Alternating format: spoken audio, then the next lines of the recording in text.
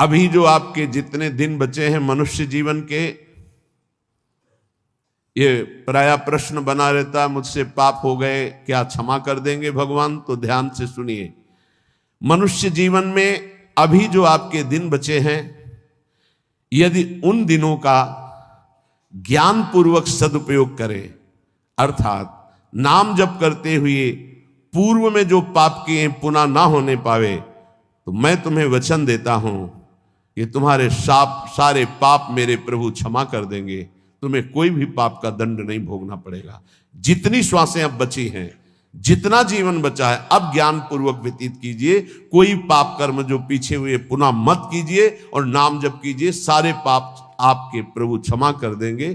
गीता जी, सर्वधर्मान परित्यज्य मामेकम शरणम ब्रज अहम त्वाम सर्व पापेभ्यो मोक्षयिष्यामि मा शुचा। श्री भगवान के वचन है। जो आंतरिक काम क्रोधादि रोग हैं, इनको नष्ट करने के लिए 5 औषधियां हैं। जैसे पेट खराब हो जाए तो पंचसकार चूर्ण की आवश्यकता होती है, ऐसे ही हमारा विचार खराब हो गया है, दिमाग खराब हो गया है। सत्य वस्तु को भूलकर असत्य में रमण करना पागलों का कार्य है।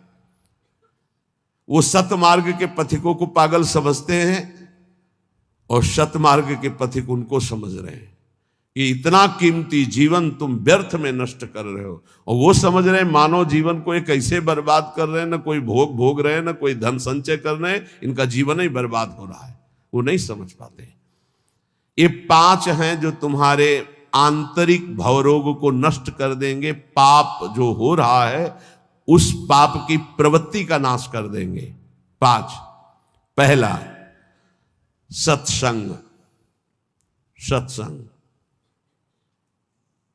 अगर भगवान की कृपा हुई है तभी सत्संग प्राप्त होता है। प्रथम भगति संतन कर संगा, दूसरी रति मम कथा प्रसंगा। सबसे पहली कृपा भगवान की होती है कि सत्संग प्राप्त होता है। अहो भाग्य रोज सत्संग प्राप्त हो, अहो भाग्य। जिस दिन होता कि आज पूज्य श्री मथुरादास जी कथा करने नहीं आएंगे, उनका स्वास्थ्य खराब है, या आज उनकी निर्जला एकादशी है, उस दिन ऐसा लगता है जैसे वज्रपात हो गया हो कि आज महापुरुषों के चरित्र सुनने को नहीं मिलेंगे। जो महापुरुषों से सत्संग प्राप्त, वो फिर और जैसे रबड़ी पाने के बाद गुड़ का सीरा चाटने की इच्छा नहीं होगी। यद्यपि वो भी मीठा होता है, वो भी पवित्र गन्ने के रस से बनता है, पर नहीं, जो रसमलाई पा चुके हैं ना, उनको फिर गुड़ का स्वाद नहीं आएगा।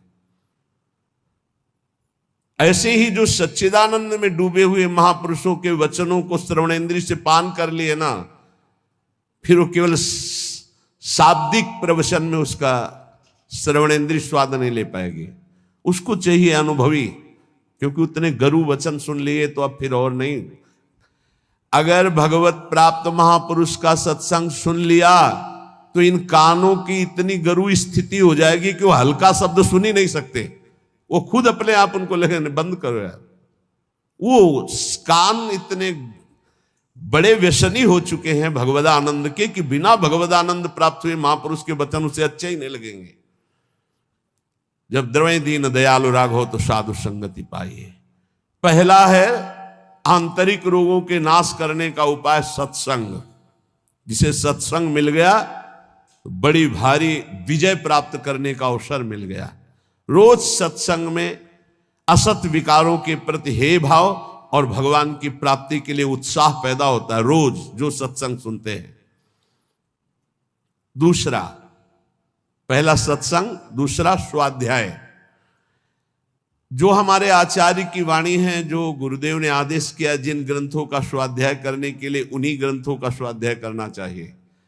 स्वाध्याय का मतलब नहीं कि कुछ भी स्वाध्याय करो, नहीं, गुरुदेव के अनुसार शास्त्र स्वाध्याय करना चाहिए, जो गुरुदेव आदेश कर रहे हैं।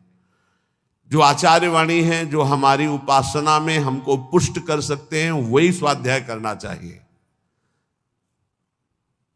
तीसरा है